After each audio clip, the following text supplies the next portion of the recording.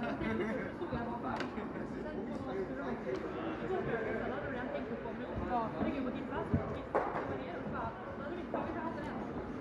var ju säkert 6-7 minuter. Jag gick ju också på toa en gång. Alltså efter jag hade lagt det. Så då när jag kom tillbaka och väntade. Då tog jag lång tid på mig. Då var toalettmottagen. Spelar vi här efter 8.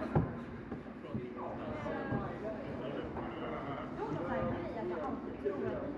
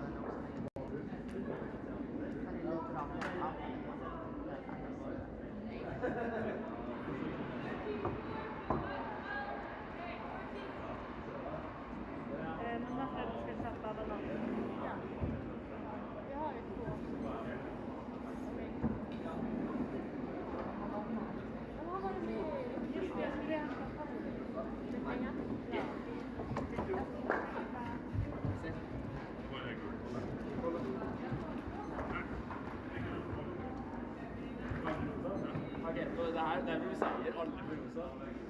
4 rosa kåra. Jaha. Vinner man när man får det rosa? Ja. Det var ingen rosa jeg sa, men jeg får slutt. Ja.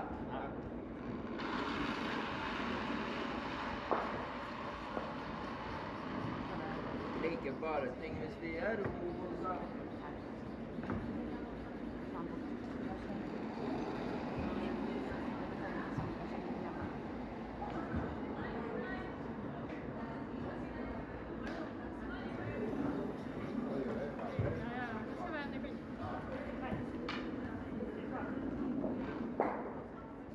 Up.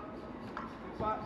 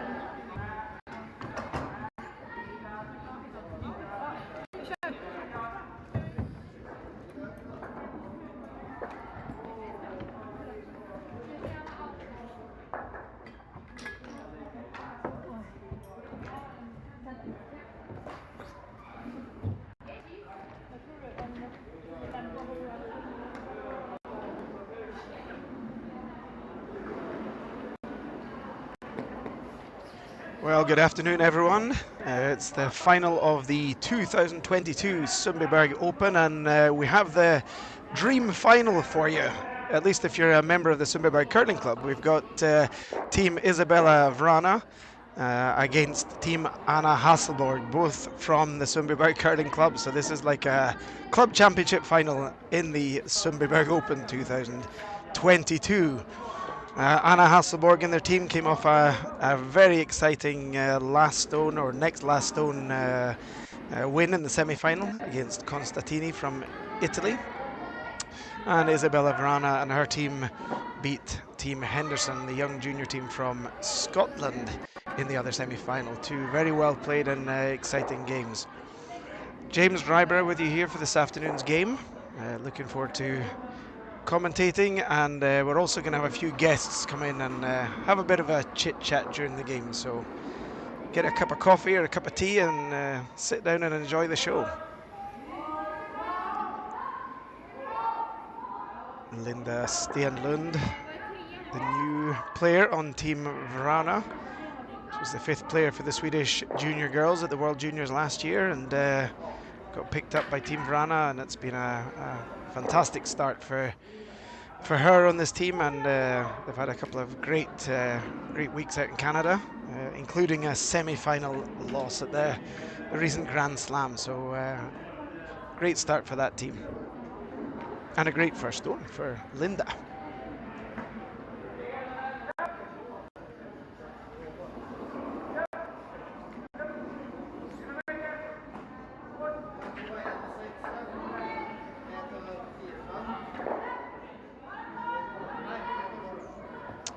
And as you can see on Team Hasselborg, they're playing with 3 players, and maybe some of you that are not following this team 100%, or at least follow them a lot, you'll see that there's a new player on the team, Therese Westman.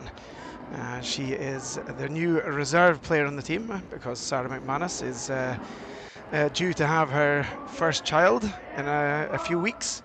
So this is a perfect opportunity for Tessan, as she's known, to come in there and get some game experience with Team Hasselborg. And obviously Sofia Malberg's moved over to Canada, so she's not home for this event. So the girls are playing with 3 players this weekend, and they're doing fabulously well. Second stone. So you see we've got a pretty aggressive start to the game, which is great. The ice has been super this weekend. Good speed, good curl. It's perfect conditions for some exciting curling.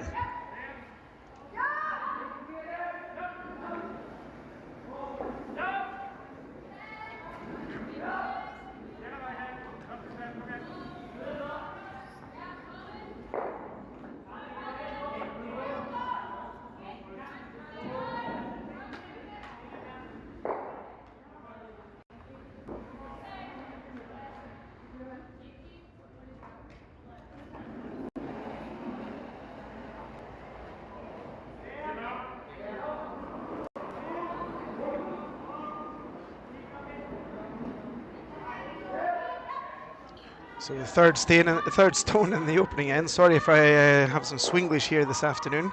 It's been a busy weekend of speaking both Swedish and English. My co-producer here, Dante, he's going to give me a little push if I speak too much nonsense. So a nice little tap here from Tessan. Just juggle them around a little bit to work on the angles. Obviously these first 6, 7, 8 stones are all about trying to find a good angle to create your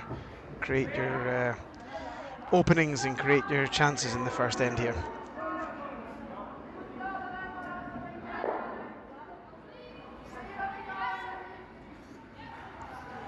And you can see on the right side of the screen here we have the men's final on lane C.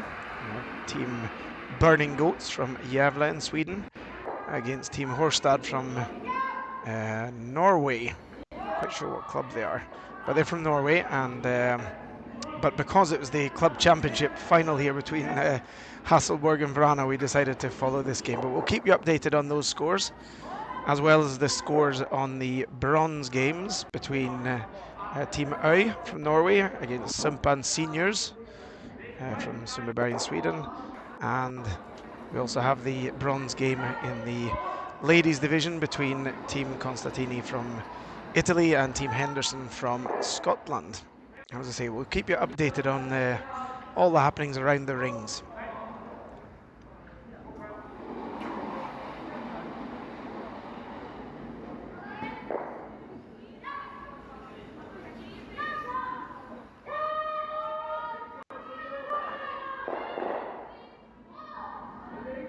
That was a great shot there from Agnes to clear up any potential chance for a 2 for Team Wranå in this first end.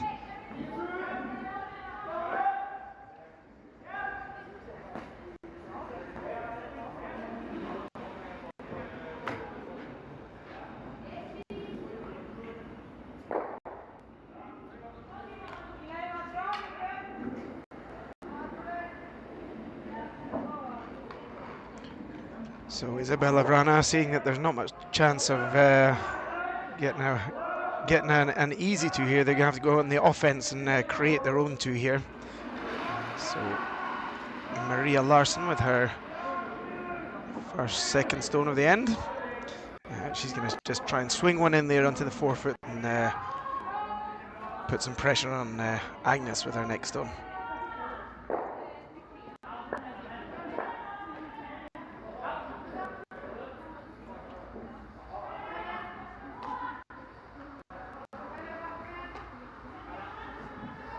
It's not a bad effort there from Maria, a little bit behind the tee line, so it gives Anna and the girls an opening here to come and freeze and take that chance away.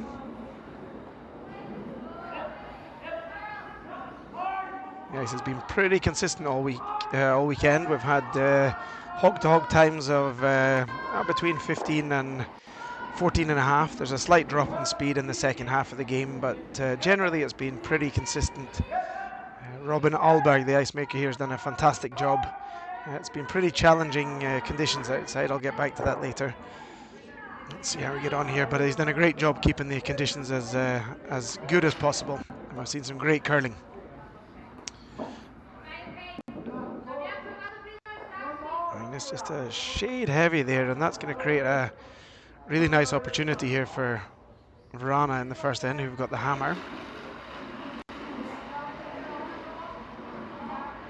Because that's behind the tee line, obviously it's going to be a chance for Almeida with her first one to get on top of the tee line again in the forefoot and put some real pressure on the next shot from Agnes.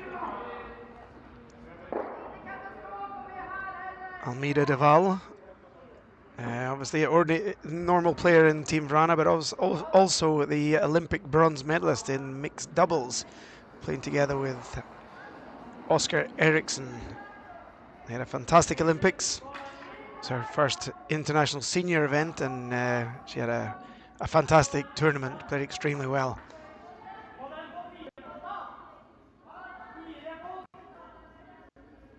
Looks a shade heavy here, but they do come in at the end. The speed comes down a little bit, and it does take a good curl. Just a shade heavy there, and created a beautiful pocket here for Agnes to come down and just freeze the whole end away.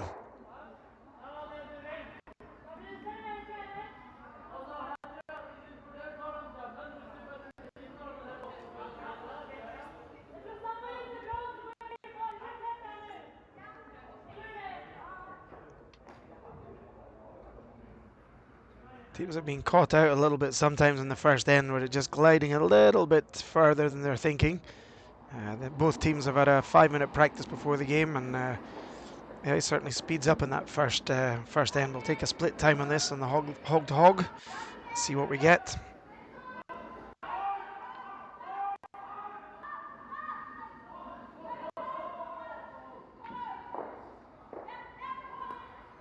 We've got a split there on 14-6. Looks like it's just coming up slightly short.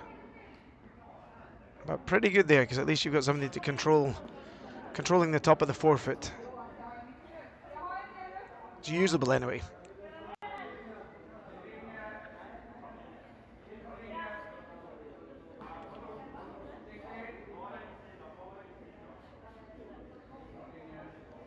This is a classic risk against reward situation here. Almeida with her second shot. They're looking to try and take the double.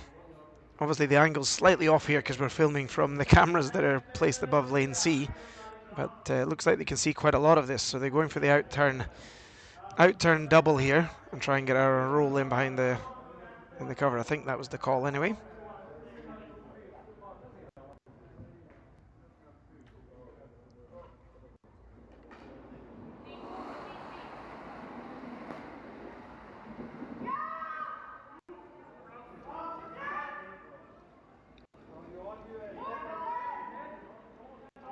Commentator's curse, obviously, going for the out turn and they played the in turn instead.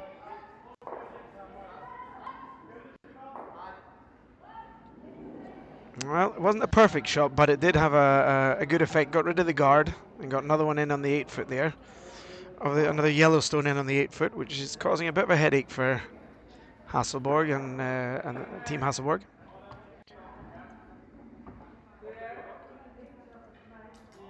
They just need to be careful here not to leave too many yellows lying around and lose a big end in the first end. That'll dictate the next few ends if they would happen to lose a big end in the first. So I think what they're looking at here is minimizing the risk here. Hit the yellow on the left of the screen there and roll in into the pocket that was created with Almeida's first stone.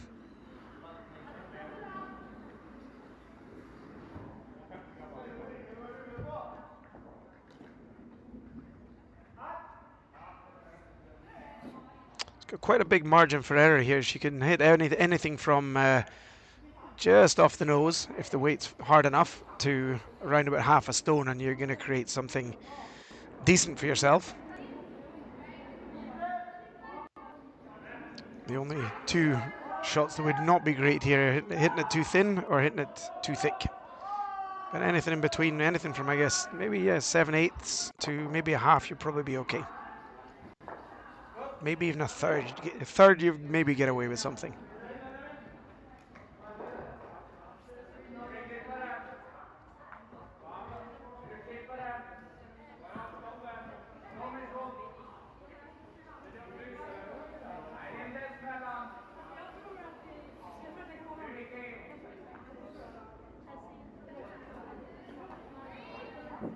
So first stone here for Anna Hasselborg in the first end of the 2022 Sundbyberg Open Final. And right off the get-go, it's pressure shots and really important first stone here for Anna. It's like she's playing a controlled, maybe a 10-second hit. Trying to get the flop in into the 4 foot, right into the pocket here.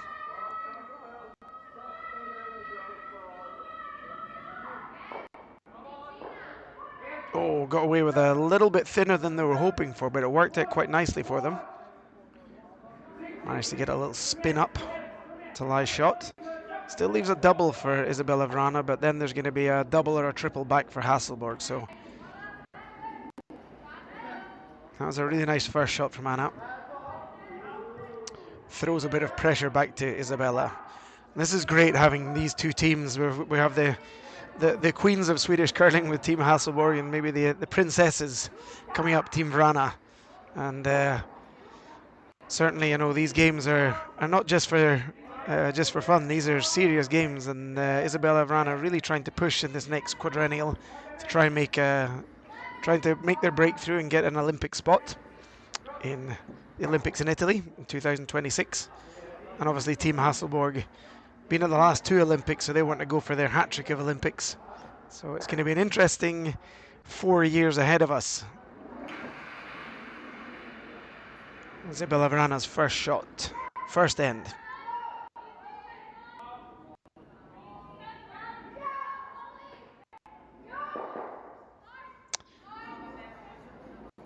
Hit a little bit too high there, and it's not a great result, but it's still not a disaster. Anna's going to have a really tough last shot here to get themselves out of trouble.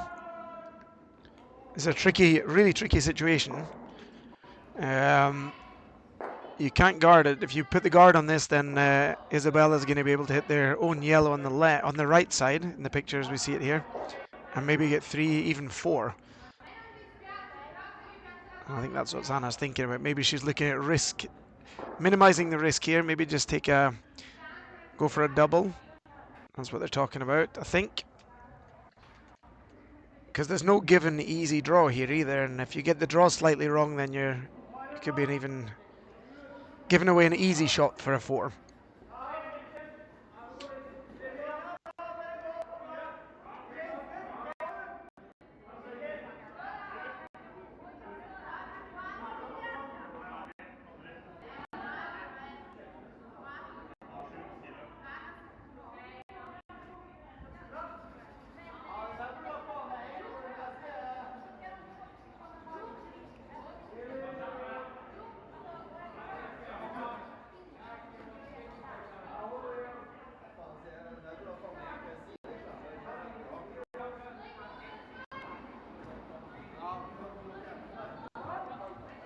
Just a fantastic start to this game with so many different angles, and this could be a huge turnaround here. Either way, it could be anything from a steal of 1 to a shot for 4. So we'll see what happens in the next few minutes here.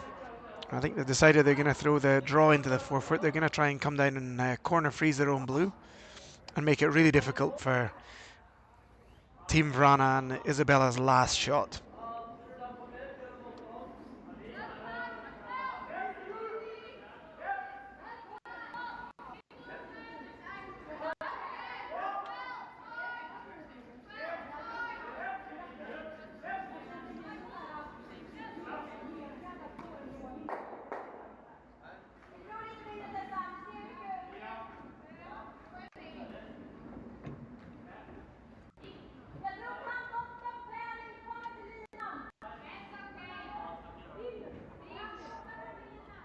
So Anna going through her usual routine of cleaning the stone, cleaning the slider, getting herself set for this really important last shot in the first end for them.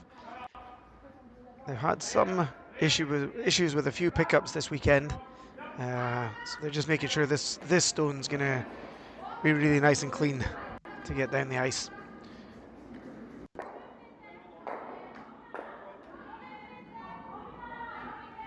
They don't want to go too deep on this one and bump off and leave an easier double. Oh, they're just going for the guard on this one. Okay. So they're basically just covering Wranå's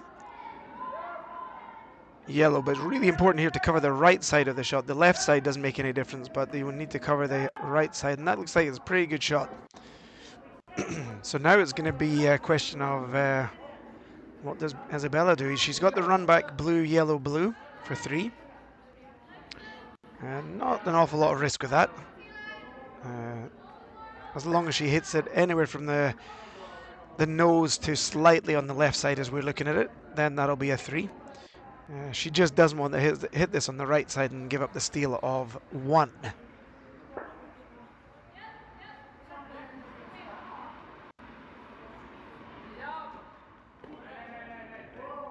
Be interesting to see what speed she plays here. The tendency might be to throw a little bit harder, but if you can throw in controlled weight, it's probably easier to get your 3. And also to control the curl. Last shot, first end for Isabella Wranå.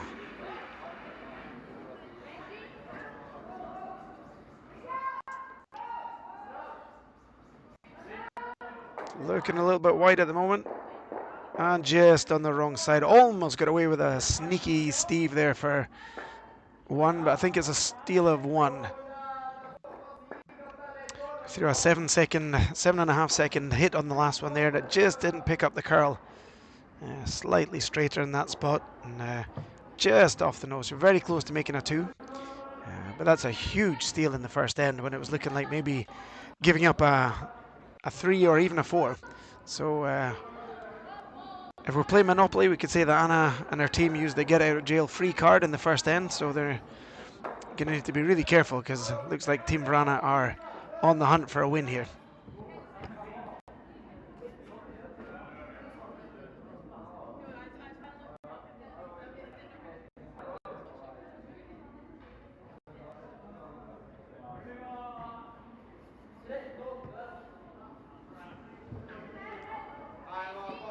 So before we get started in the second end, I'm just going to I'll answer a couple of questions here that came in on the chat, and great to see that there's a few people in listening along here, and great to see you interacting on the chat. So there's a question about Jacob Hanna on Team Burning Goats. He's been sick this weekend, so he's not playing, and so he's on a rest weekend. Thanks for that question, Michaela. And Sophia, yeah, you got your, let me see, young glass. Why is Sophia not playing? Well, she's, as I said at the start, she's living in Canada these days, so it was a pretty heavy schedule they had the last few weeks, and she decided not to come back. It's obviously European Championships in a couple of weekends' time, so she's obviously resting up and getting some training in her new home in Canada before the European Championship. Second end underway, and they're starting pretty aggressively, putting up the centre garden. We'll see what's going to happen here. So I'd like to welcome into the studio our first guest of the day. We have a few guests coming on. And in the curling club here in Sundbyberg, we have obviously Team Hasselborg, the Olympic champions, European champions, Grand Slam champions.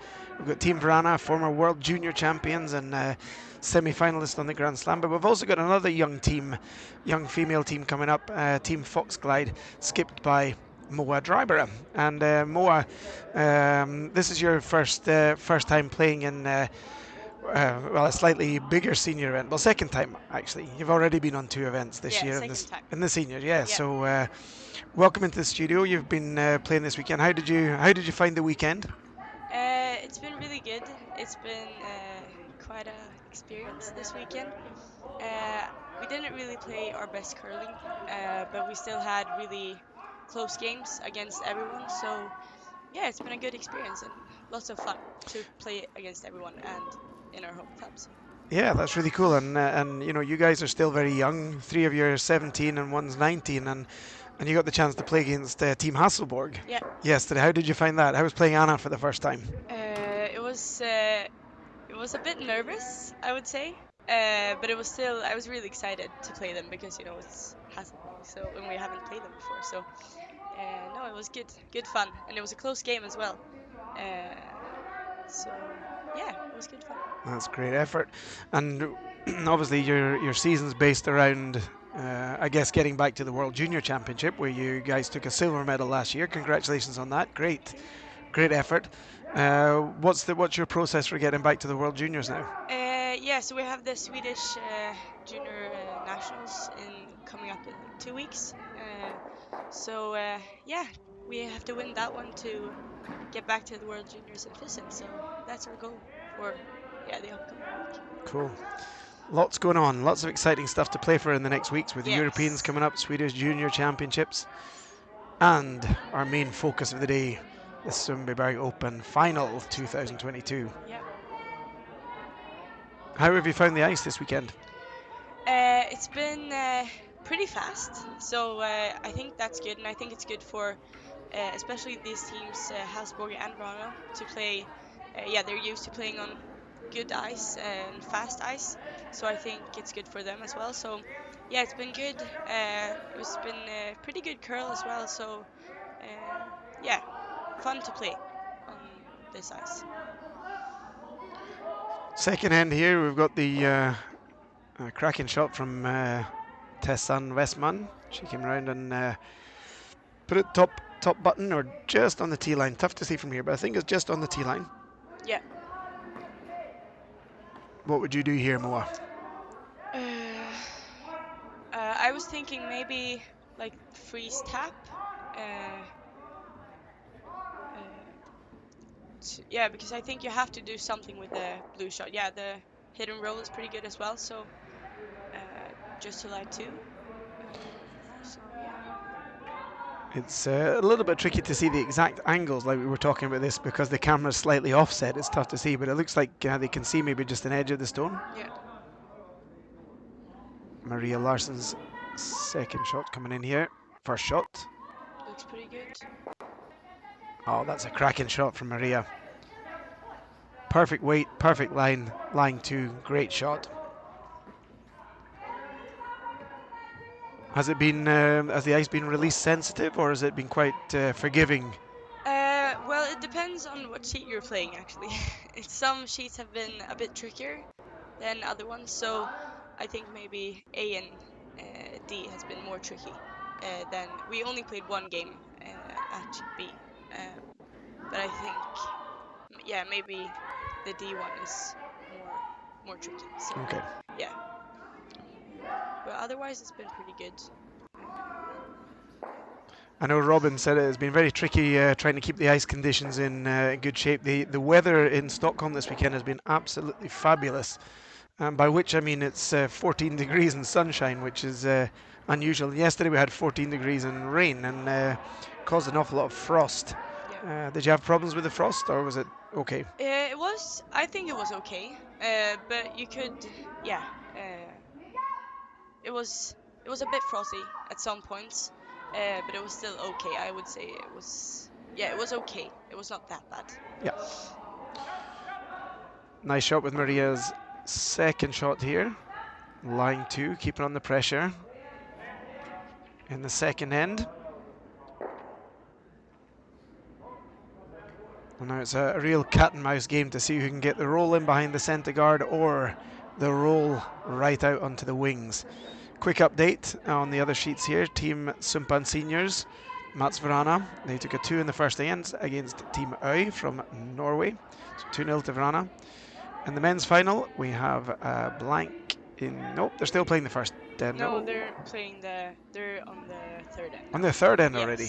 And it's 0-0. Oh, that's right, because Team Horstad have an airplane to catch in a couple of hours. So they're playing speed curling, Oh, really? I think.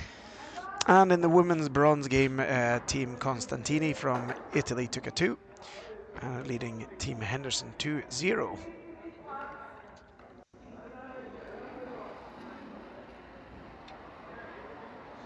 So as I say, a little bit of cat and mouse now. It's Hasselborg trying to get the roll underneath into the 4 foot behind the centre guards, and Team Wranå trying to edge out towards the edge of the 8 foot, edge of the 12 foot to lie 2.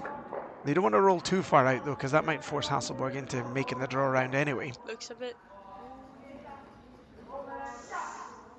And that's the risk of just going too hard for that roll. Yeah. And I had a look to see if it was still in, but I think it's probably just rolled off there. Yeah. So the come around right behind the center guard. It looks like it, yeah.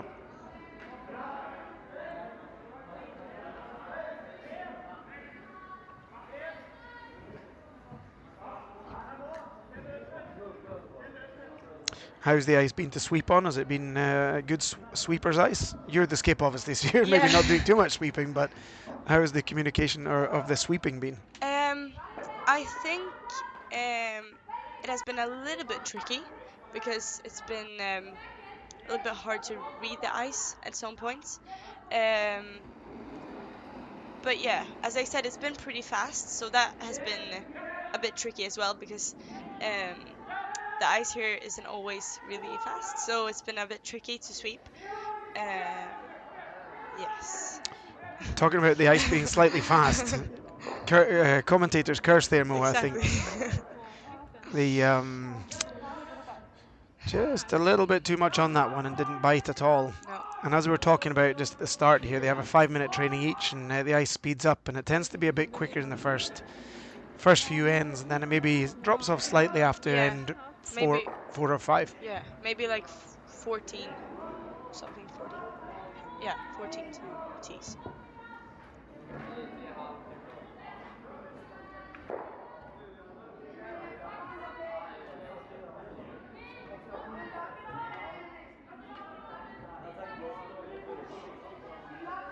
And that gives the chance for Team Wranå now to swing one around here, top 8, top 4 foot, and it looks like they've got at least the weight perfect. Or the line perfect, sorry. The weight was not bad either. Is there a chance for a double here, maybe?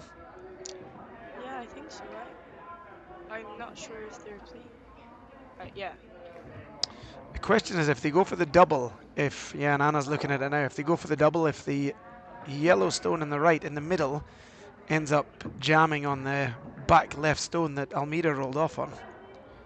But I think they have to go for the double on this, on Anna's first stone. Only 2 stones left for Team Hasselborg.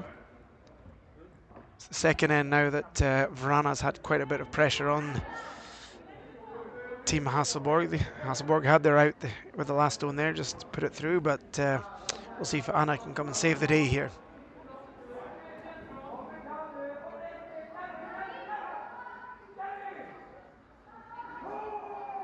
What kind of weight would you like to throw on this one if you were going to throw it more? Not too hard, because you don't want to, just roll off and jam it. So I would say maybe a 9. Get the double and maybe try and roll your shooter in behind the cover. Yeah. It's tough to maybe get all the shots here, I'm not but sure what they're playing. I think they're going for the double. Yeah, but what weight? It looks like they're throwing a bit of heat on this one. We'll see. I'll time it and see what we get. Might be the case that they're just going for the double and roll off just to make sure they get rid of both. Good. Oh, that's a cracking shot. And no jams anywhere. She threw a 7.5 second hit in that one. Wasn't so easy to get the double and roll behind any kind of cover, so just took the safer route, played the easy double and rolled off. I say easy, she didn't see an awful lot. That's a cracking shot from Anna. Still gives Isabella a great chance here if she can get one top 4 fully buried. Then it's going to create a bit of pressure for Team Hasselborg in their last stone.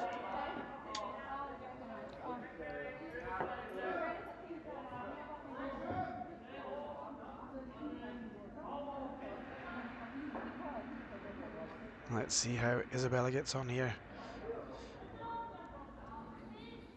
Really important to get this in good shape. Doesn't look like they've got perfect weight on this one at the moment. Sweeper's backing off it. So 14 hog to hog on that one. So it's probably just around about the tee. Starting to bite now. Just behind the tee line. That's not where they wanted to be. It's going to give a great chance for Anna with her last stone to just come freeze and force the 1, which would be another huge turnaround at the back end of this second end. Moa, you're obviously a member here in the Sundbyberg Curling Club together with Team Hasselborg and Team Wranå. What does it mean to you and your team to have these two teams in front of you and you can chase them? Yeah, it's always been really nice to have such good players in the club and just as role models. So no, it's been really good, and I think that's why we're at our level now, even though we're pretty young, because we always want to be better and better so we can chase them. So I think it's really important for us. You're like the younger sisters chasing the older sisters. Exactly. Last stone in the second in here for Team Hasselborg. A freeze in the back 8 foot. Agnes jumped in this one early.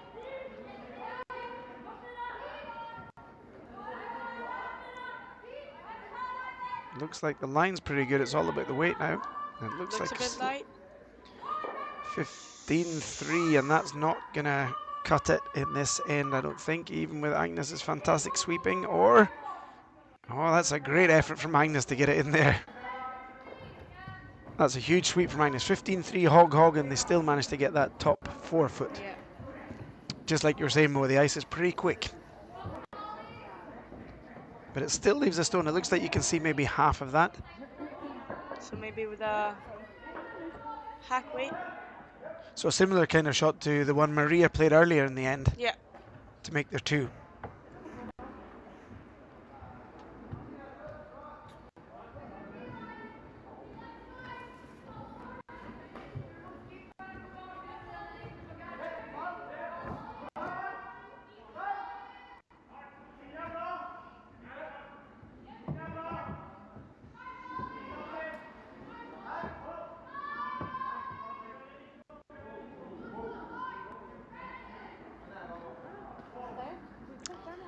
Talking about the speed curling, the guys on the in the men's final, they're already in the 4th end, while Isabella Wranå is playing her last shot in the second end here. Nice hack weight shot for 2. Looks like they've got pretty good line. Gonna try and carve this in at the end there. The weight looks pretty close. Oh, that's a Nice cracking shot from Isabella. Is it going to stick around? Looks like it. Yeah, great shot. 2 for Team Wranå in the second end here to take a 2-1 lead. This is shaping up to be quite an impressive afternoon of curling, I think, Moa. Yeah, looks like it.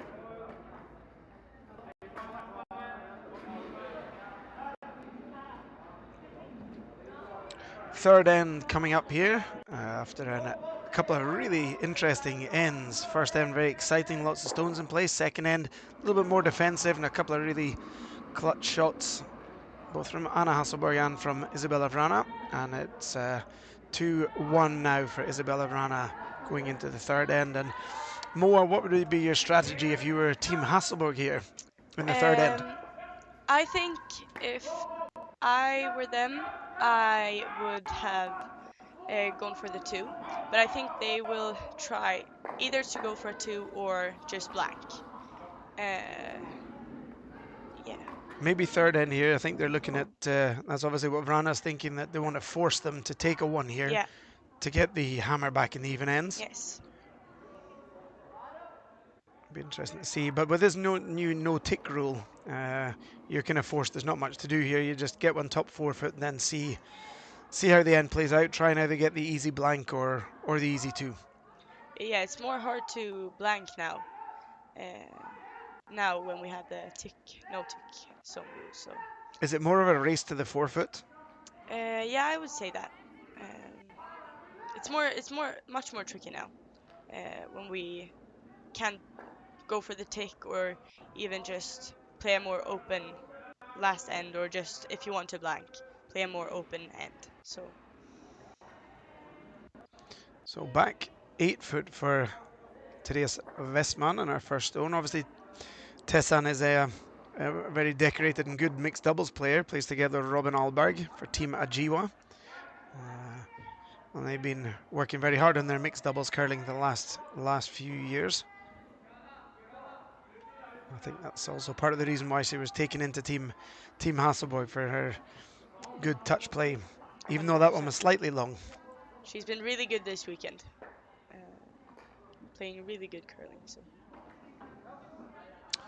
see straight off the bat here when Team Hasselborg slightly long and then Team Wranå get top forefoot, it makes a big difference to how this end's going to play out. So important to try and get control of the top of the house in the control zone. Anything behind the tees, not a lot of use to anyone, or certainly not for your own team.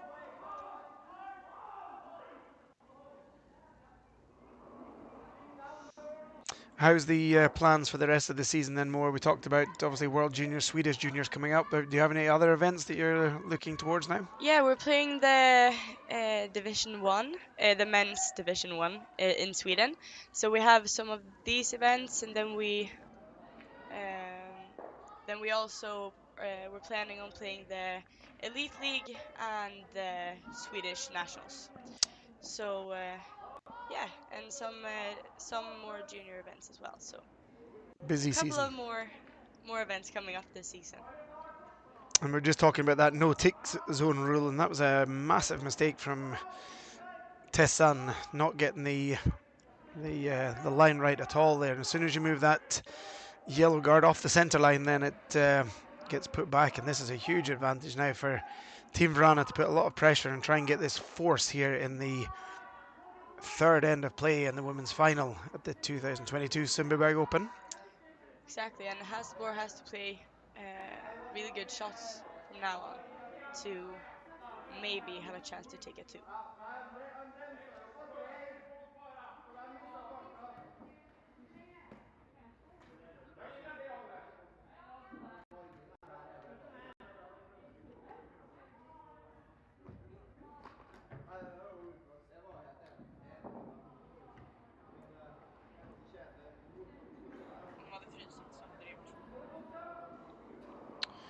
A bit of a mistake there from Team Wranå, a bit short, and leaving a double for Tessan on her last stone in the third end.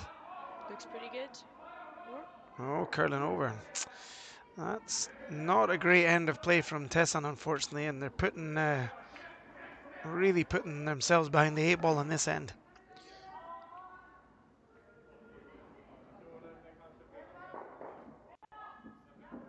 Really important to hit that one on the right side to try and get rid of both the guards and open this end up to make the chance for either an easy 2 or a blank a possibility. Now it's going to be really tough if Team Wranå play a couple of nice shots here. It'll be really tough to get the blank. They're going for the hit on the back one to lie 2. A little bit tight here again. Both teams getting caught by the curl. Maybe another chance here to open up for Team Hasselborg. We'll see if they go for their run back. I would guess they go for their run back here. Agnes is pretty accurate and good with the heavy, hard hits. So my guess is that they're probably going to try and go and run the guard back, pick out the one in the forefoot, and just clear up. Maybe even roll for us 2 corner guards. All of a sudden, with one good shot here, might be back on for another 2, but we'll see what happens.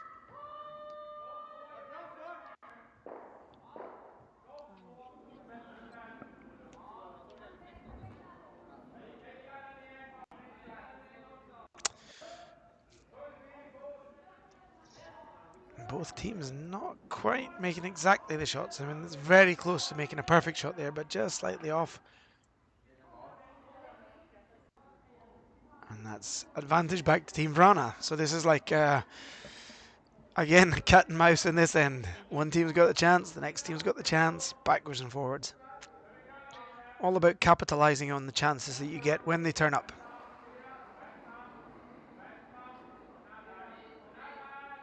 So Moa, you had a game against Team Henderson this weekend, who are obviously the main contenders for the Scottish Junior Championship, which is coming in a couple of weeks. You played against these girls a few times last season, including an event in Edinburgh and at the World Juniors. Yes. How do you find games against these girls? It's really good because I think it's pretty even games, so it's a lot of interesting situations that we get from these games. Yeah, it's good fun, and we obviously now we've played them a couple of times and been to the same events. We kind of know each other, so yeah, I would say we're good friends for being curling, 2 curling teams playing against each other. So Yeah, and that's part of the enjoyment of playing curling. And this is another half miss from Team Hasselborg, which gives Team Wranå another chance to tidy up here. Just like we're saying, this is one of the nice things about curling as well, that you can get this, you can have the competitiveness on the ice, and you can still be friends off the ice and have a good time together and enjoy each other's company.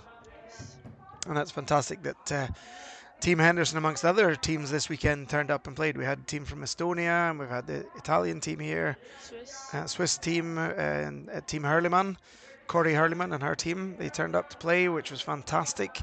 And also we have the Team Rørvik from Norway. So it's been a very high quality international ladies event here, which has been great for the organisers.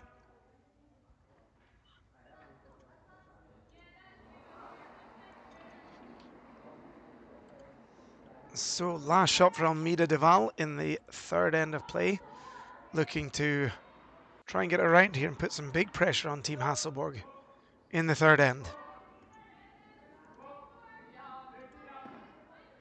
It's looking a little bit wide. Weight's not bad. Hoping to try and get a bit more curl here, I think. Looks like Anna's going to have another chance of making this double. Or making a double and get yourselves out of this end. The angles look pretty nice here, Moa. Yeah.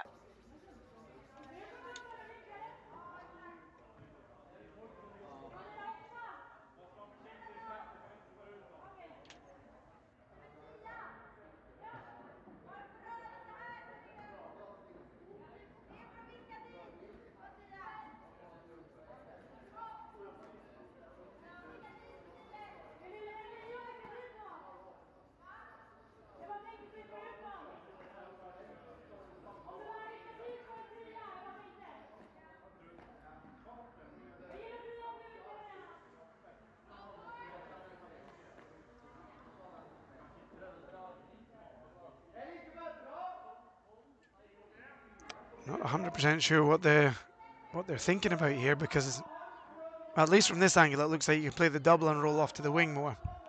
Yeah, it looks like a pretty easy double, and a pretty nice roll there as well. So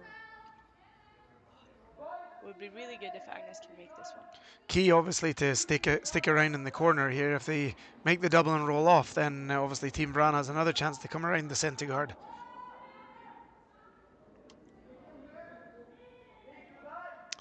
Looks like both teams are getting slightly caught out by this straight spot. Maybe slightly heavy. She threw an 8-second hog there. A lot of half misses in this end from Team Hasselborg, putting themselves under a bit of pressure. They've had a few chances to get out of trouble here, but not taking them. Yeah, if Wranå makes the dead freeze on their own, I think it's gonna be, it could be a really hard shot for Hasselborg, or a hard last shot for her at least. So see what happens. I guess she's going to have the whole forfeit open for a draw. But these shots have to be made.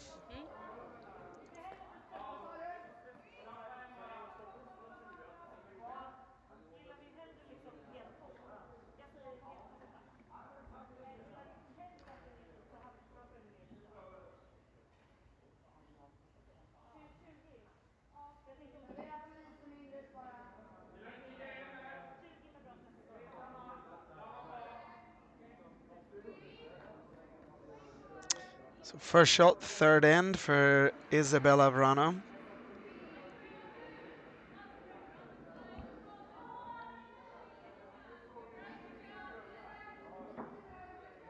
Looks like the weight's a little bit heavy maybe. Sweeper's backing off again.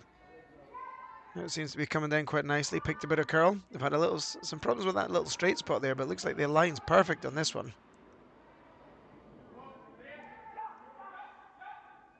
Oh, that's a cracking shot from Isabella. Like you said, Moa, round and freeze, top forefoot.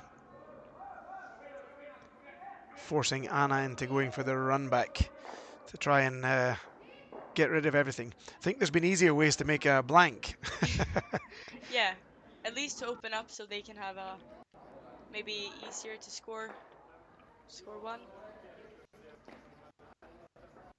Depending on the angle, she may be able to get rid of all the guard plus the 2 in the house, but like you say, just open up a little bit and open up their scoring zone slightly for Anna's last stone.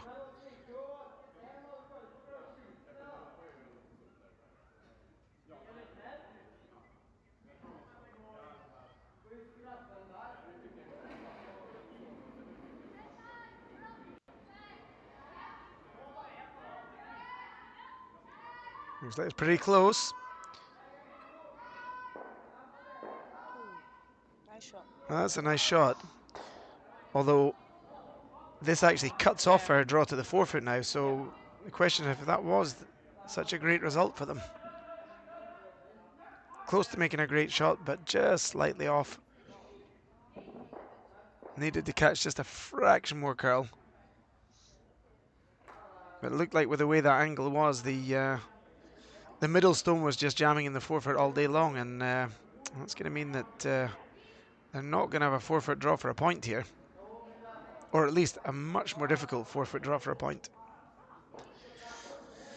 Team Wranå going to put up a guard with the last shot, knowing that they're going to get the force at least here, but they have a great chance for a steal.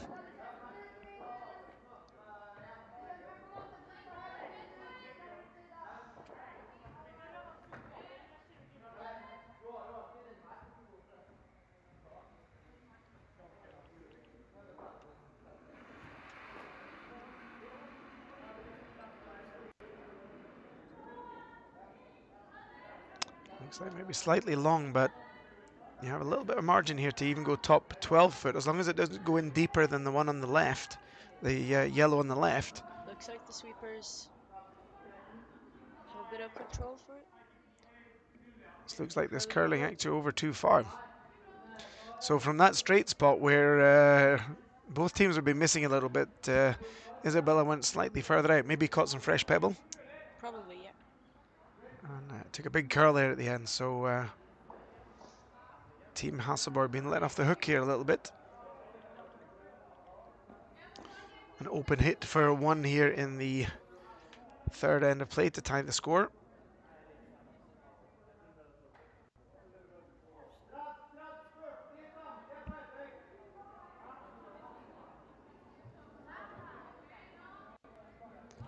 Huge shot here, and this could be another small turning point in the game. So far, it looks like we've had 3 turning points in the game, which is unusual in that there's so many turns in the game this early in the game. So really important for Hasselborg to make sure they get the nose hit here to tie the game up. Keep it nice and close.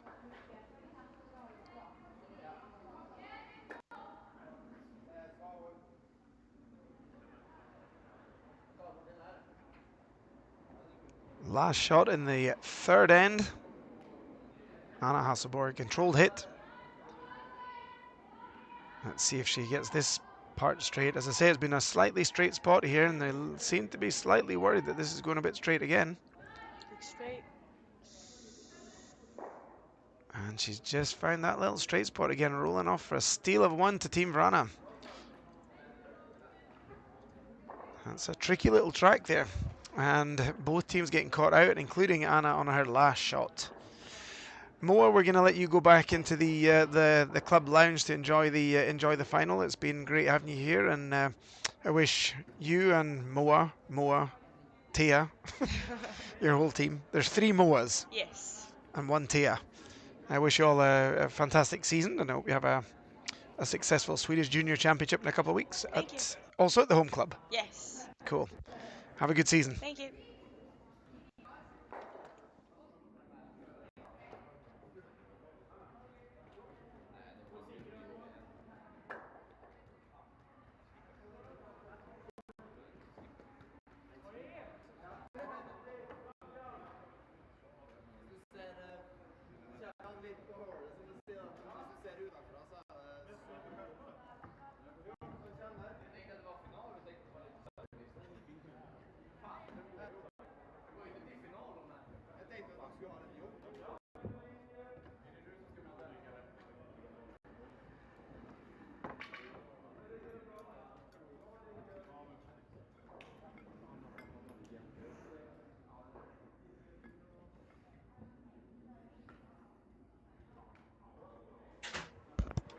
A quick update around the rings here before the 4th end of play gets going. Team Wranå Sampan Seniors, as you can see in the background in the picture there, took a 2 in the first, steal of 1, are leading 4-0 against Team SWE.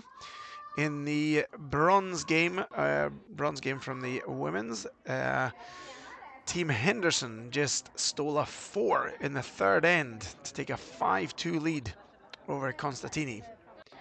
Huge steal there from Team Henderson. And in the men's final, you can see they're having a measure there. 3 blank ends. Looks like they're really wanting to get onto that airplane as quickly as possible. Now it's a measure, and we'll get back to you with the result from the 4th end there.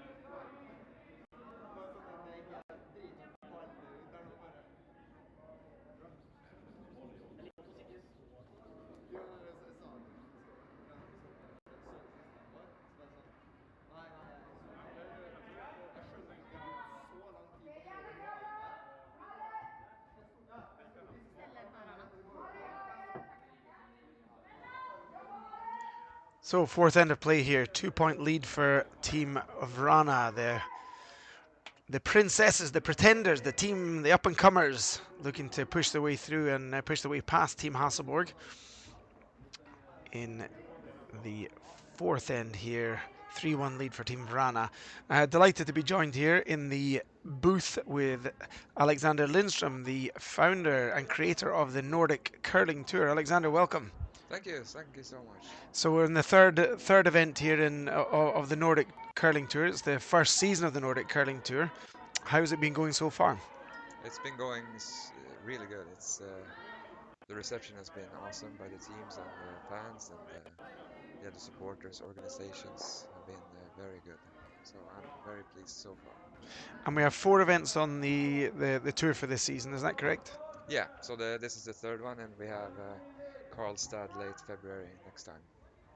Excellent. And so far, there's been some fantastic teams. How did you manage to do that? I don't know. I might have a famous curling brother. Maybe it's Christian's doing. Christian, obviously the coach for Team Hasselborg, the former coach for Team Muirhead, and a former fantastic player himself. Or is he still a fantastic player? What would you say about that? He's decent. He's decent. Yeah. He's decent. You can't call your twin brother amazing, right? No.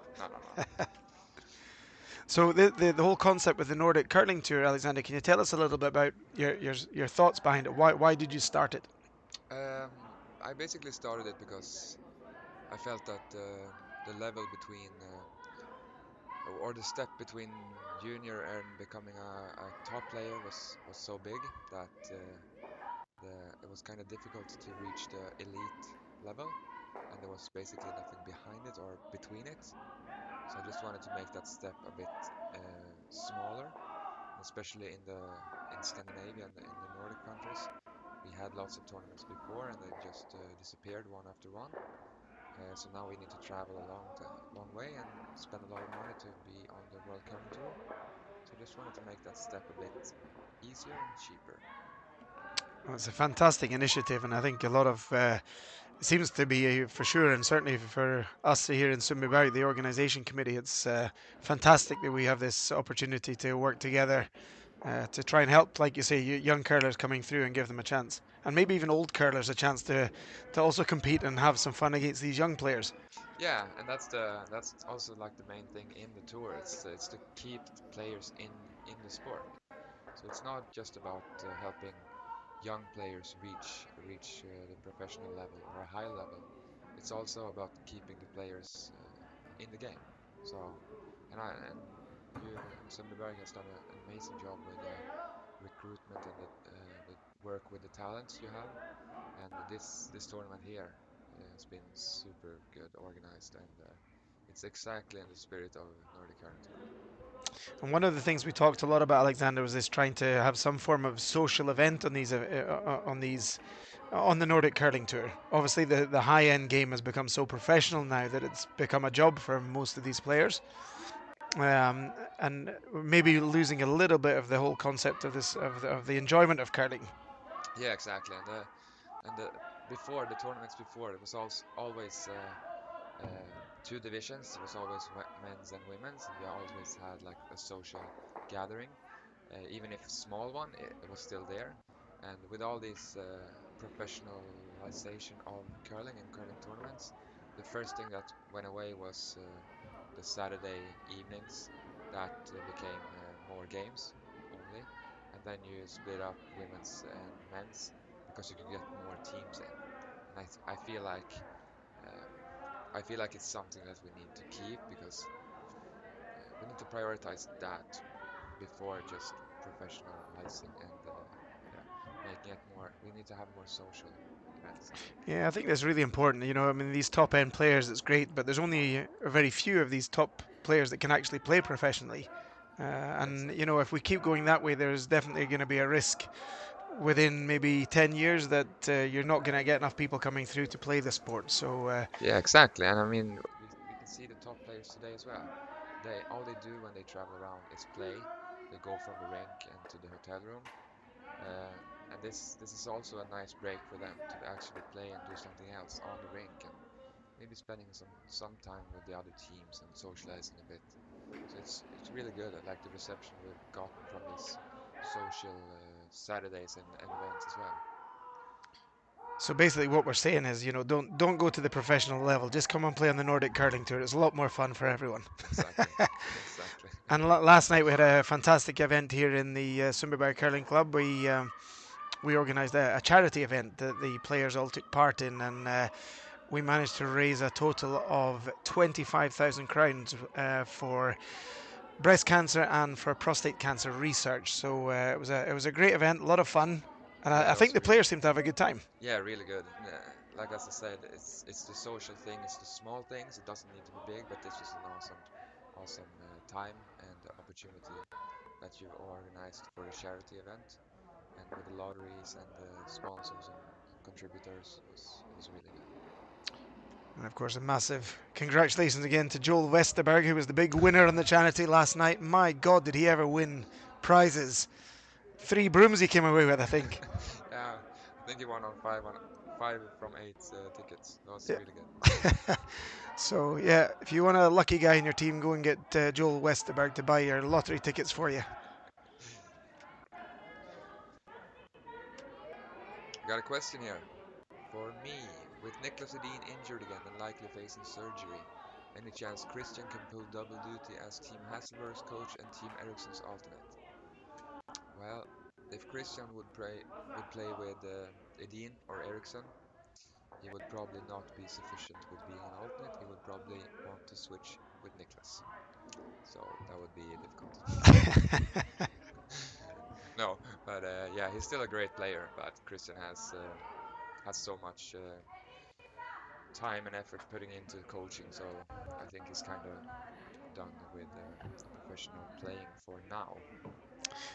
Kind of difficult, I would suggest as well, to jump in and play as a kind of alternate, even if you can probably get away with it for 1 or 2 events. I think over a season, you have to be kind of committed. The top level game is so good now, and there's so little room for error. Yeah, maybe we'll have an alternate from the Nordic Curling Tour participants. Yeah, maybe Mats Wranå could jump in and join the team. He would definitely fit in. Super sub. But you guys actually played last night in the charity skins event. Yeah, Nordic Curling Tour Select against Team Rosander. we did with a thrilling ending. It was a huge T draw win on the third. I think was it the third carryover? Yeah. So we won the whole game. The whole game. That was impressive. And That's good. And Team Rosander, the double defending champion of this event up till now. So we'll see who the new champion will be. nice you dropped that one in there. You beat the double defending champions in the skins. Exactly. It was impressive to see. And Christian was playing with a pair of higher shoes and a step-on slider. That was quite the sight. But he played fantastic. So Yeah, that just shows how talented he is and the great curling player. So, and he was actually nice to me this time. Awesome. So, 4th end here. Team Hasselborg, Agnes Knochenauer is playing her third stone it'll be. Agnes. We've got some nice angles going on here if they can make a nice shot here.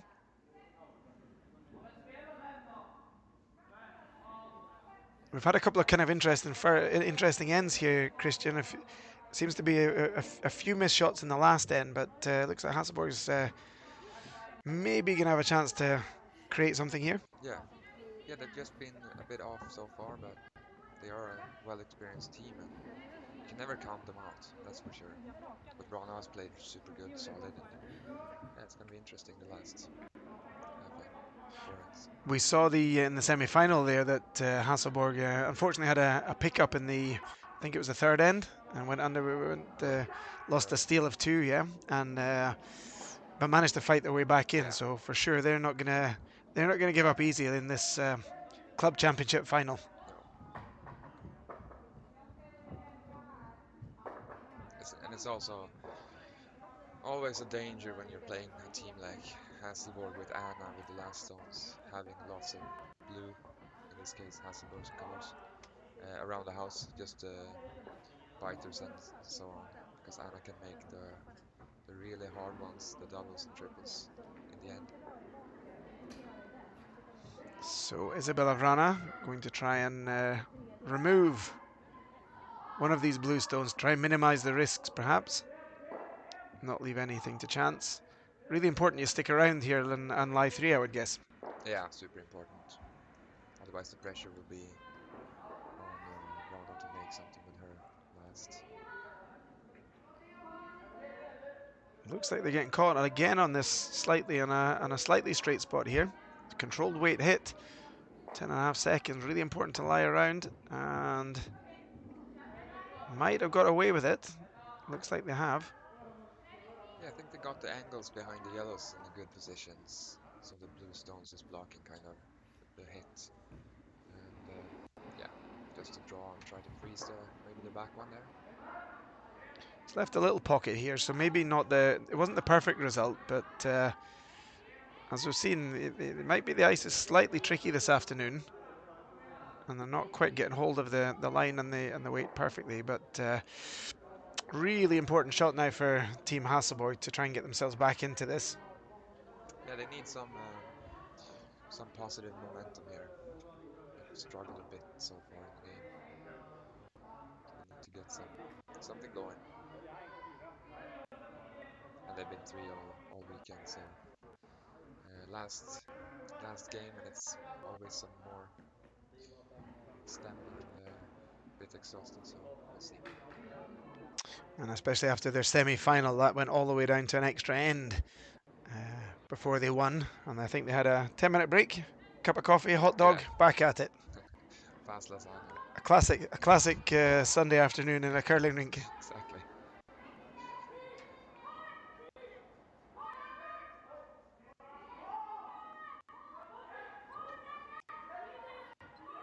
Agnes is on this all the way. The weight looks pretty good, and the line looks pretty good too. This is a cracking looking shot coming up.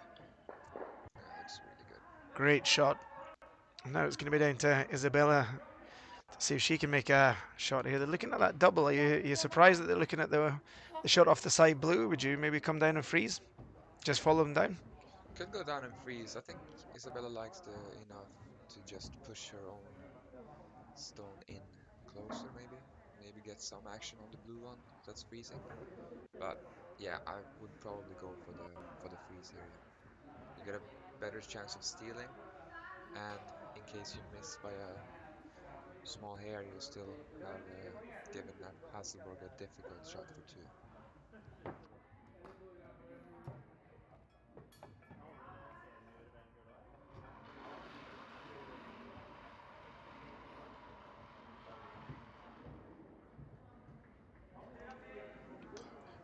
So Isabella Wranå, last shot coming up here in the 4th end, going for the in-off. It's an up-weight shot here. Really hard, really needs the inside there. Looks like she played it slightly squared out of the hand. But she's played a pretty good shot, but didn't make it. I don't think they're line 1. Yeah, I don't think it's enough. So maybe Hasselborg has to draw for 2 there. They are looking at the rub on the top one. So maybe it was enough. It's tough to see from this angle. Obviously important here not to not to use the backing. They don't have any margin to come down and touch their own blue. You have to make it just full 4-foot. This is a huge stone coming up here. It feels like Wranå's had a lot of pressure on Hasselborg the first 4 ends. They have. I think Hasselborg will be really pleased with a square game after half.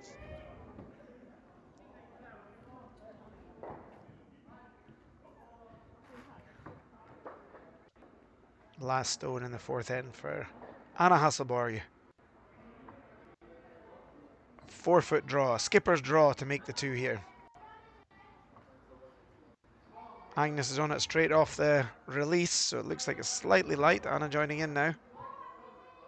Agnes obviously a hugely powerful sweeper. 14-9 hog. It should be pretty close if they can keep this moving. Good rotation on it. Looks like they made a cracking shot there. Perfect That's a draw. great sweep from Agnes. Almost overswept it there, almost down at the back one. She's so strong. And 2 points for Team Hasselborg in the fourth end to take it to the break. 3-3. That's got to be a huge relief for them. Yeah, I think so. I think the coach coming out now for Team Hasselborg will be pleased that they managed to turn it around a bit and go into the second half of the game square. Well, if there's anyone knows what the coach is thinking, it's got to be you, being the twin brother. Well, yeah, might think so, but he has some strange ideas. How do you find that being a twin? Do you guys think alike? Yeah, we do. Yeah, we do. And it's well, we don't spend that much time together now as we did before, but it's still like, yeah. You say you have your own language, and it's kind of like that. We don't always need to talk to each other to kind of know what the other person means, and yeah. It's always fun playing together too, because it's so rare these days. For good reasons, though. Fists and It tends to be that way with brothers either way. I can imagine that's only accentuated if you're a twin. yeah. I know I played with my brothers for a few years, and that was now they're older brothers, but it was always very exciting discussions on the debriefs. Oh yeah. Oh yeah. Very honest discussions. Let's put it that way. Yeah. Our dad did a heck of a job coaching us during juniors. That was that's for sure. I guess playing with brothers, you never ever have to worry about someone not speaking their mind. No. That's the least of the problems. So fifth and fourth end break for the teams here in this final, and I said right back at the start, this is obviously the dream final for our club, but obviously for Nordic Curling Tour as well. Having these must be the two highest ranked teams that we've had on the tour so far. Yeah, they are definitely. So the women's division here in Sundbyberg Open is incredible on 8 teams. We have lots of top 30 teams here, and it's just awesome. First of all, that you have these teams in your club, but also that they want to come here and play in this tournament and on the tour. So both Wranå and Hasselborg is playing a lot of the events on tour. And that's great to see. I think it's important, as we talked about before, you created this Nordic Curling Tour to really promote curling within the Nordic region and help all teams. But it's also important that these top teams, and I think because they realize this is a great concept, they want to be part of it. So you Yeah. build it and they came, which is great to see. Yeah, And having the number 2 ranked team in the world at the event, and the number, I think Isabella's 14, 13. yeah, some are just over 10, I think. 11, 12, 13. 11, 12. Yeah, obviously with the semi-final in the recent slam, they've probably Yeah. jumped up a couple of spots now too. Yeah, that's incredible. Like from from thinking about some kind of ideas for the tour, and yeah, about a year later, being here and having this final and this event and stuff on stream. Yeah, it's great. And the tour, once the can you tell us a little bit what they're playing for on the tour? So obviously the individual events have prizes for their own events, but for the tour as a whole. Yeah, so there's a tour ranking. So the teams collect points in every event. So just by being on the event, participating in the event, the teams get a minimum point, and the team with most points in the end of the tour becomes Nordic Curling Tour champion. And in addition to that, if the team was not ranked top 30 at the start of the season, they will get additional tour money. So a team like Anna Hasselborg that was ranked higher than 30 cannot win the tour money. They will go to the next team outside top 30, but they can become tour champions. Well, that's a fantastic concept, I think. Obviously, these teams like Team Hasselborg and Team Wranå, they're getting some, well, especially Team Hasselborg, they're full-time curlers. But I think really important for these younger teams to have a possibility to play for a slightly larger pot of money to make it possible for them to get out and play some more events. Yeah, and it's just that it's not a lot of money this first year, but it's the money is worth more for the teams outside the highest level. and certainly creating these events within the regions. And I think with the economic climate, the way the world's going just now, things are getting more expensive, and I think events closer to home are going to become in the next few years extremely important. Not going to be fully as possible for teams to travel down to Switzerland every other weekend, and definitely not over to Canada as much as some teams would like to do. No, exactly. Like when the tournaments here in Norway and Sweden and Norway and Denmark and so on just keeps closing and shutting down, it's becoming like more and more expensive for the teams to travel, and like having the opportunity to both win money at home and having less expenses is so important.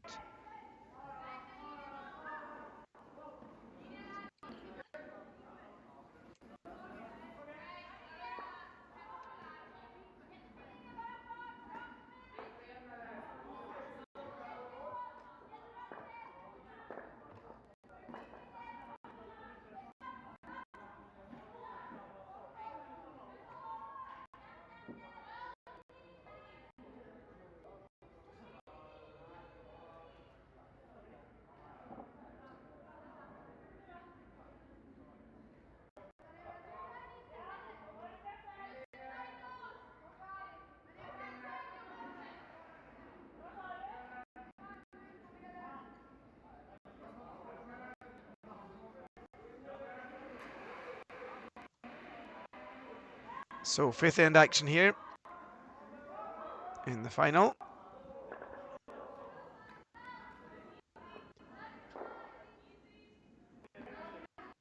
Back into another. It's going to be a lot of cat and mouse in these last four ends to try and get position. What's the goal here for Team Wranå with the hammer in the fifth end, Alex?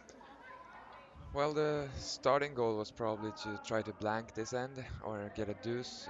Now it looks like Hasselborg has some stones lying around, so they might try to gear up and go for the deuce instead of blanking. But it's definitely two teams that know each other very well, so it's going to be fun to see if Wranå can make that gear shift and go for the two. And certainly these two teams are the two teams that are vying for that Olympic spot in Milano Cortina 2026, and last season they had a few big games against each other, and even during the COVID lockdown they had a special series of games as well, and these games are getting more and more even. It certainly feels like Wranå's getting closer and closer for every month that goes.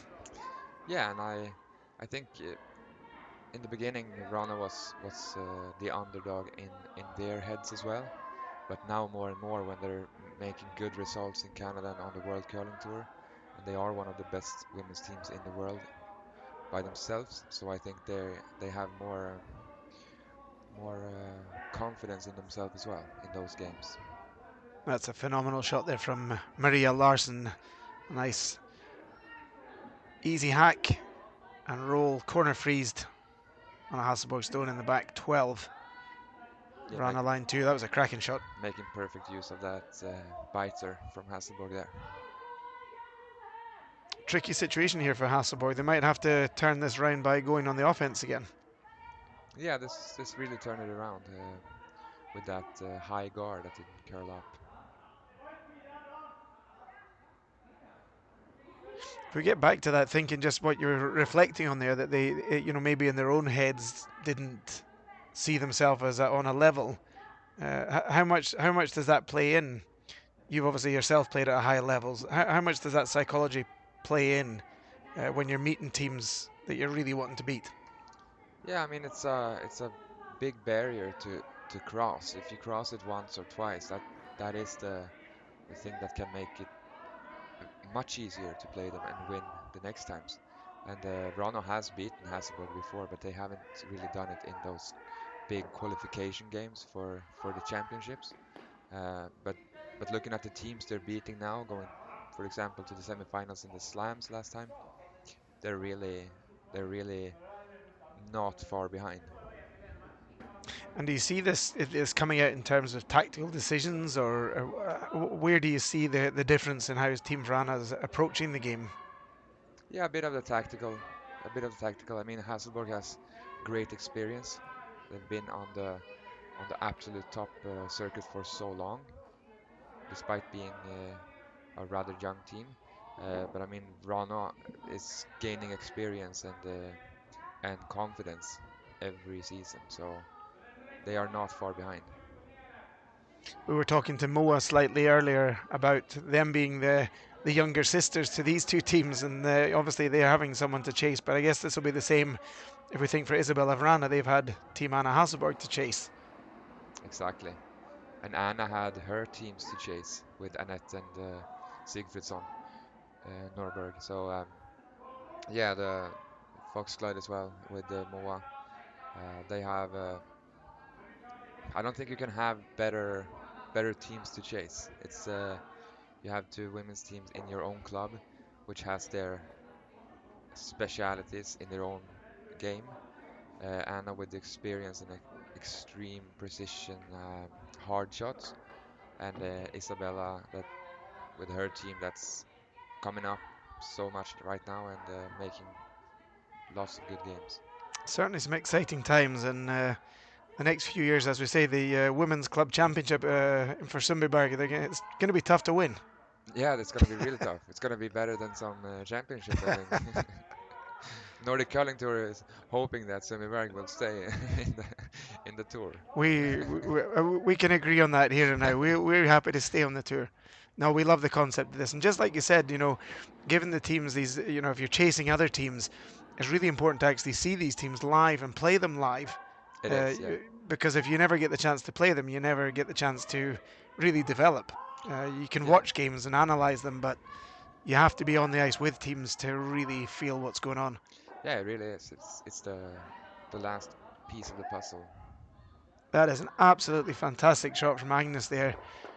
They worked that situation nicely. For those of you that are concentrating on, on the curling and not to our chitter chatter, Hasselborg worked that one really well there. Obviously a nose hit with Agnes's first, and then Wranå nose hit back, and then they used the angle perfectly. And I think that's also a thing you see with this Hasselborg team. They're extremely good at working the angles. Yeah, yeah. It's the same with the Dean as well. They've traveled so much together and played in the same era. They've really perfected the read of the angles and what they're gonna do with a bit of higher shot in two shots time. So extremely good. So big shot coming up here for Almeida. I think they're getting caught out a little bit here. Again, Hasselborg's managed to get out of jail. We talked about this in the first end, that they used their get out of jail free card if we were playing Monopoly, but now they're using it again by the looks of things here. They're going to have a chance to maybe get the force here in the fifth end, which would be huge. That would be a really huge point. Both taking two in the last end and turning it around and forcing this one would be really important. We talked a little bit here about Alex, about the having teams to chase and what I like to call the knowledge transfer within the game. And if you don't have the older teams playing, it's tough to get that knowledge transfer. We got a question here about the women's curling in Sweden seems to be in decent shape, in good shape. Well, we could call it decent shape with two of the best ranked teams in the world and one of the best junior teams in the world in the same club, in the same country. But in the men's game, how's that looking? Well, it's interesting because during this Nordic Curling Tour so far, we've had about 8 to 10 men's team that's actually on a good level. But it's just that the teams aren't used to going out playing a lot in Europe and against better teams, and it's just that racking up world ranking points. The women has been better at that. Maybe that's prioritizing which events to go to, but it's so important to just try to get into top 30 and eventually top 20 and 15 to be able to play the slams. So that's what Wranå has done with good patience the last couple of years to slowly climb towards Anna. Patience and I guess some good sponsors along the way as well to help them get out and play these bigger events. But also, a lot of money comes from their own pocket, and their priorities that they want to make it to the top of the event and or top of the world curling. And as you say, I think there's a lot of really good players, men's players in Sweden, but maybe they don't prioritize fully to go out in the tour, like you say, to gather these points. Yeah, and maybe you need to see what you're getting out from the event. Um, are you looking to climb the world rankings, or are you looking to win money to go on more tournaments? It's kind of the balance you have to find. And with this, the Nordic Curling Tour, how does that affect? How does it work with the point system for those that don't know? So all the tournaments, all the events on Nordic Curling Tour are connected to the world ranking.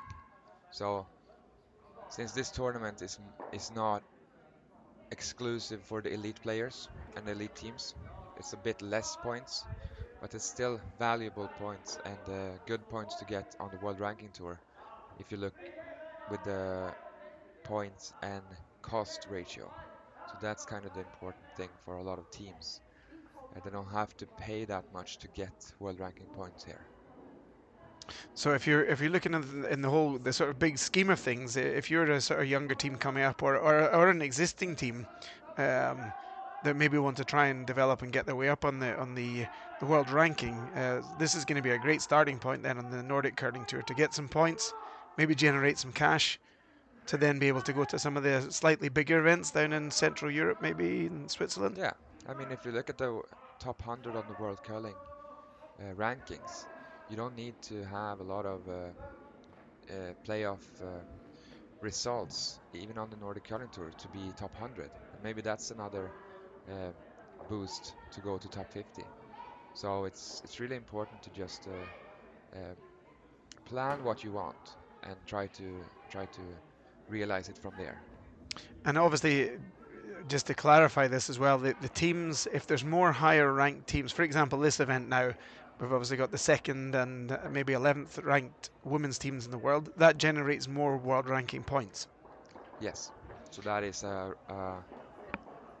ranking points will be higher because the teams are better. Yeah, and I think we have 4 or 5 out of 8. That's top 30 in the women's division. So that's really good.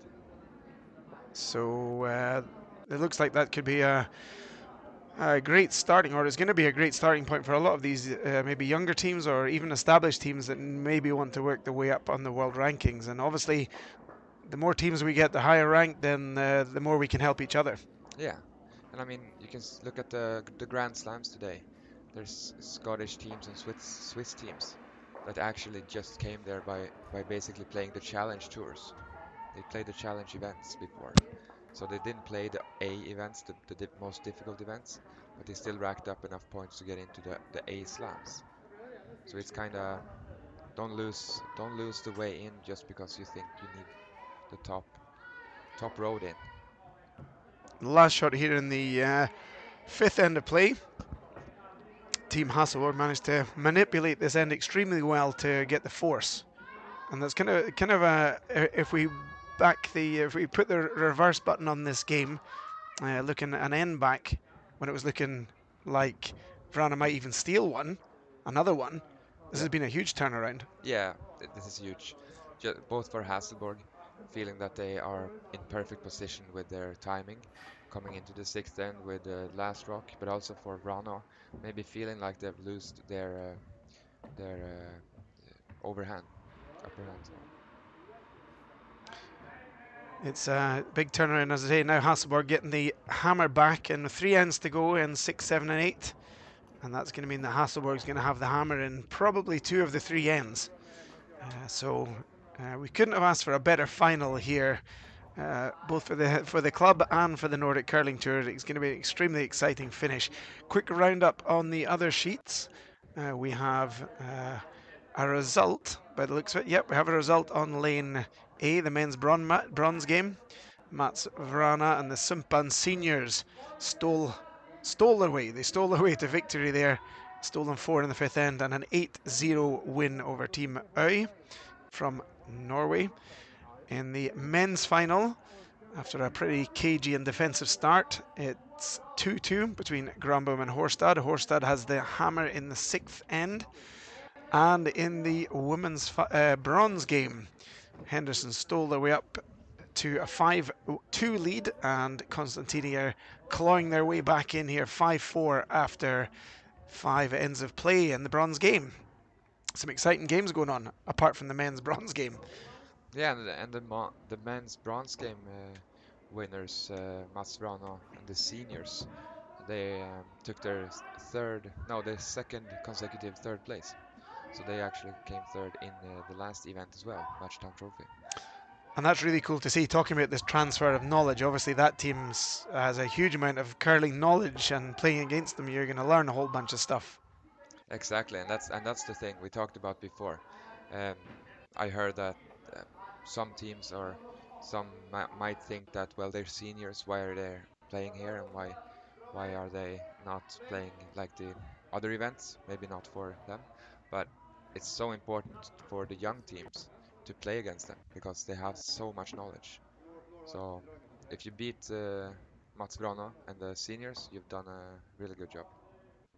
And I think that's always very, this knowledge transfer. You know, for me growing up in Scotland, it was always trying to beat a Macmillan or a Smith or a, these guys are at the top of the game, and then when you did beat them, you're on your way. Exactly. And the same all the time. And I know there's a lot of teams. The Simpan seniors team. They've won 2 World Senior Championships and have medaled a few times, and they're a fantastic team. Yeah, they are, and the they have so much curling in them. The experience is big, but the technique and playing style is still super good. So it's nice to have them on tour, and they are playing every event. So I'm super happy about that.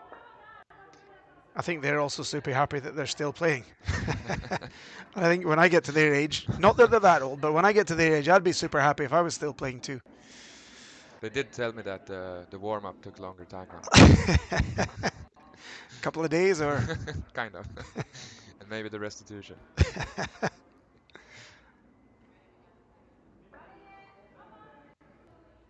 So we see Tessan and Team Hasselborg now going out to the wing. A miss from Team Wranå has opened this up to maybe create a situation where Team Hasselborg is going to have a relatively simple 2. Again, we're back to this cat and mouse situation. Really important with the rock placement here that they get that behind the tee, which they do perfectly. Yeah, that's a really good setup with the center guard. Might be a bit high, the top 12 one, which Wranå can use later to draw around, but it's a perfect setup for a deuce.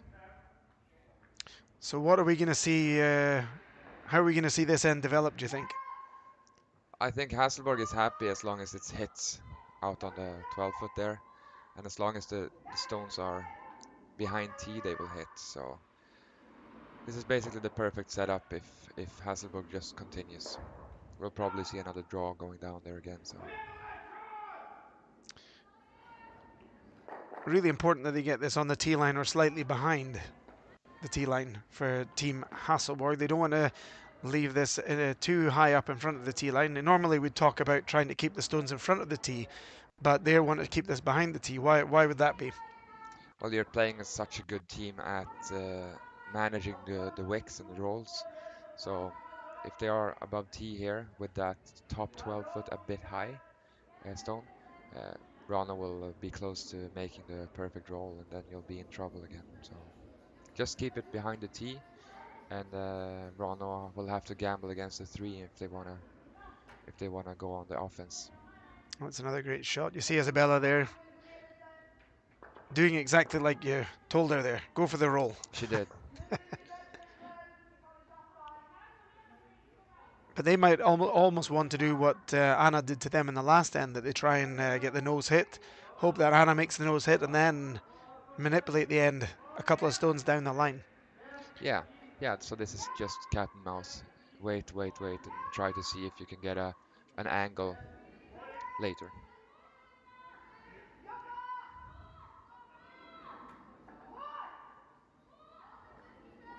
Important for Wranå to stick around to make this slightly more difficult for Hasselborg. If they keep rolling off here, then it's making it easier for them to just go down and play the same draw again. And as you see on the left of the screen there, we have a result for the men's event. We don't have the score up yet, but we see there's going to be a winner. And I didn't see actually who won. So this is exciting. The game's been on, Very but exciting. we don't know who won. What we do know is that Horstad has an airplane to catch, so now they put the score up, and I wouldn't see it. We'll get that back to you in a second on that. Now another draw down on the right side of the sheet. Again, wanting to get this at least on the tee line. And we might be seeing this slightly short. So this small mistake is just what Wranå is waiting for. They will still roll behind the tee, but with the blue rock top 12 there, it kind of acts as a second guard. So Wranå would be very happy with rolling behind on the tee line. On the tee line there. Interesting, they changed the turn here. They're throwing a couple of out turns, and maybe I struggled a little bit to get the line, so they're going to throw the in turn this time. And as you see on the screen on the left there, that it was a big 5 in the 6th end of play, which gave the 7-2 win for Team Horstad. Norway! Norway wins the Nordic Curling Tour in Sundbyberg. So a huge congratulations to them. And it looks like there's been a miss here. I think there was a pickup, unfortunately, which is a shame. There's been not many pickups this weekend, but those that have come along have been quite costly, and that's a huge pickup for Team Wranå here in the 6th end. Yeah, that is costly. In the situation that they have now, the dangerous stone still is the blue top 12 for Hasselborg, so they can draw out on the other side, but it'll still give the same draw around everything on the line, on the center line for Wranå. So somewhere I think Wranå knows that is the last way out. So we could see Hasselborg going into the center instead. No, she's going out on the other side. At what point, if you were Team Wranå, would you go round? Would you go round on Isabella's first, or would you wait for the last? Probably first, yeah. You're not gambling too much, and if Hasselborg, if Anna makes a decent shot, maybe removes the guard or something, then you can just draw out and force Hasselborg to 1. If you do it on your last and you're not perfect, then the game is over basically. That's a cracking shot from Agnes here. Yeah, Isabella's talking about even on this shot with Almeida's last shot of the end, just to change up here, change tactics completely. There's no point in them going on the defense. They're not going to get rid of all 3 of the Hasselborg stones, so now they want to get one round. Are you looking at putting this on the tee, or you want to go maybe back 4 foot to try and create some kind of pocket at the back with Anna's, or do you want to get this top 4 foot? Yeah, I think the important thing here is to get it totally buried. It doesn't really matter if it's back tee as well, as long as it's fully buried. So Anna gets as tough shot as possible. We see here Maria Larsson trying to carve this one in here. Looks like there's great line here. She got good weight. Looks good if they can get the last curl on it. Well, that's a cracking shot from Almeida under a lot of pressure.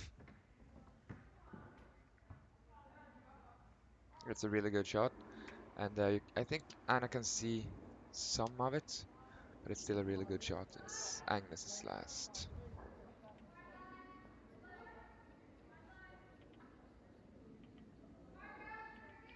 So maybe looking at like a back line hack weight to try and remove the yellow and roll off to the wings. And in an ideal world, obviously they want to be lying 4 after this shot, but I think we're going to see a similar. Even if Agnes makes this shot, I think we're going to see a similar shot coming up from Team Wranå. Yeah, probably. And I don't think Anna wants to stick around too much either to make it a pocket to the left there. We'll see what happens. Oh, that's a fantastic shot from Agnes to lie 4. Question is if they want to go back 4 foot here to get a bit more curl and get, like you're talking about, get the line perfect, because that's going to be the most important thing in this coming up, this Yeah. shot coming up now. Yeah, definitely. They need to hide the whole rock behind the guard there and the top 12 stone. I guess from a Wranå perspective here, um, they've got quite a lot of space to play with here. They've got the full 8 foot basically. Yeah, they do, and I mean, if you lose 2 here, the game's still in play, so you're still alive. So you don't need to gamble too much. If you go back and Anna comes after, you'll probably have the same or maybe a freeze on the package that will be to the left there.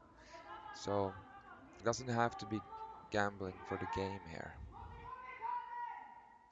But that pickup certainly did change the perspective of this end when they were looking at trying to get the roll to steal 1, and then all of a sudden you're facing 4 with your first shot of the end. And this looks kind of similar. This is why they're going deeper on this one to try and get more curl, and it did get a nice finish at the end there. But the question is if Anna's got the similar kind of shot that we just saw from Agnes. Yeah, it looks like it.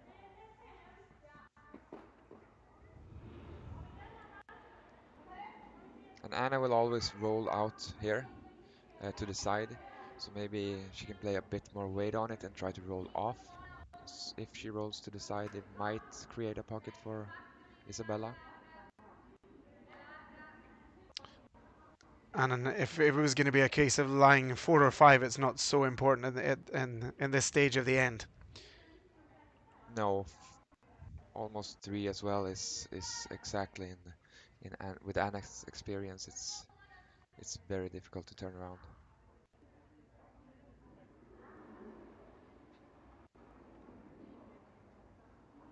Seems like there's a really nice curl coming off this in-hand side when you get out towards the edge of the 8 foot. Or certainly middle of the 8 foot here. There's a good finish. In towards the middle of and in the center of the rings we saw a few misses with a slight straight spot. But generally the ice has been curling nicely all weekend, and I would fully expect Anna to come down with a nice back ring hack weight. Looks like they've got a pretty good control over this one so far. Yeah, and Agnes is an incredible sweeper as well, so they should have it under control.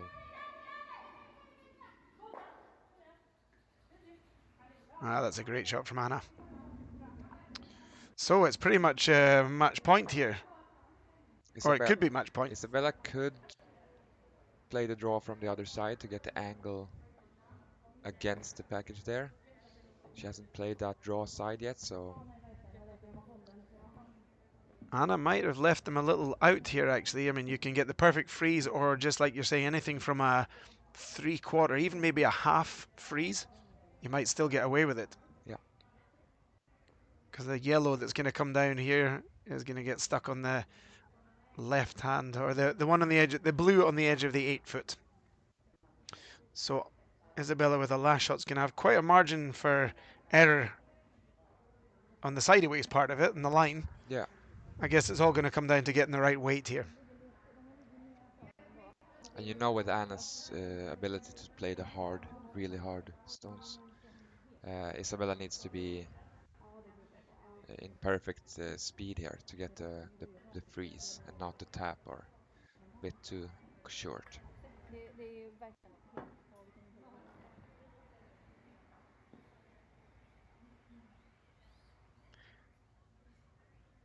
Last stone in the 6th end for Team Isabella Wranå, and this is perhaps the most important shot of the whole weekend for them. Can't afford to bump the back or the blue in the back of the 4 foot. Really important that they get the line right and the weight right on this shot. Looks like they're not far away. The line looks pretty good if it finishes, but as I say, no space for any bumps here, and that might be bumping just a little too much. Yeah, unfortunately, a bit hard there, and that gives Anna the possibility and the out she needs to pick up a big score here in the sixth end.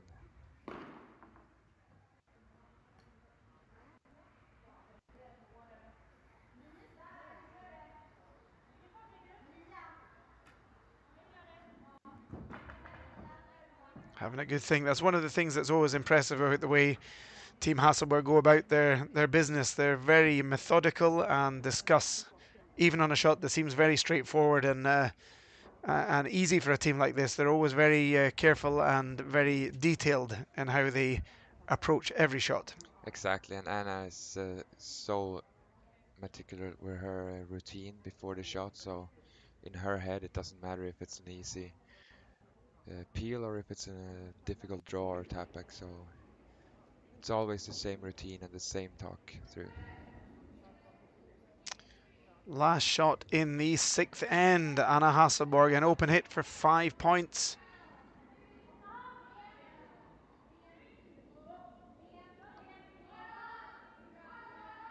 Looks good, clean from Agnes. Making sure, and that's a cracking shot. And are we going to see handshakes here? 6 points. 6 points. You see why I'm not the math teacher. It's handshakes. And We have our huge champion. congratulations to Team Hasselborg on winning the Sundbyberg Open 2022. This was almost a little bit like watching Muhammad Ali against George Foreman, the Rumble in the Jungle. Good. You're thinking that there's no way Ali's going to win, and then all of a sudden it changes within a couple of hits, and that's exactly what happened in this end. Massive turnaround, 6 points, and game over. But I would have to say that Wranå played a fantastic first few ends, just unlucky on the pickup, and they were kind of forced to go all in to try and get themselves out of the end. Didn't work out, and Hasselborg wins the championship. And the trophy, which the new trophy for this season, is also in the memory of their 2018 Olympic triumph. So the trophy to the memory of their Olympic triumph will be presented to Team Hasselborg. So that's kind of poetic justice, I guess. Perfect beginning. Alex, it's been great having you here, and again, huge thank you to yourself for making such a great tour and a lot of excitement within the Nordic region. And it's great to be a part of it. We will definitely be wanting to be part of the tour in the future, and I wish you all the success. Thanks so much. It's great to have you with me, and it's going to be interesting going forward. It's been great being here. And for all the teams out there that are interested, if you go onto NordicCurlingTour.com, yeah, you can go in and find out about the last event of the season. Is the event full, or are there any spaces left? There are spaces left in the women's division right now. I think we'll add some more spots to the men's division. So yeah, go in and check, and you can also find galleries and results from this event and previous events, as well as the Nordic Curling Tour rankings. And also the Karlstad, just for those of you out there that don't know, that's the home of Team Niklas Edin. So it's a fantastic curling arena, an 8-sheeter. Great arena, great town. Home of the Vikings. Home of the Vikings. So get yourself down to Karlstad. And if you can't make it to Karlstad this year, then, as I say, go on to NordicCurlingTour.com and check out what's going on and get yourself out on the Nordic Curling Tour for next season. It'll give you a chance to increase your world ranking points. Dante, our, what do you call him? Our producer has switched us over to lane D, where we see the bronze game going on. We've got a new system here in Sundbyberg, so it's very exciting. I hope none of you are getting motion sickness here. We'll be with you in a second. And I'm just going to leave you with the pictures. We're going to go and organize ourselves for the prize giving for the event. And I'll leave you with the pictures of the bronze game. Thanks for joining us, everyone. Enjoy the rest of the bronze game and have a great curling season.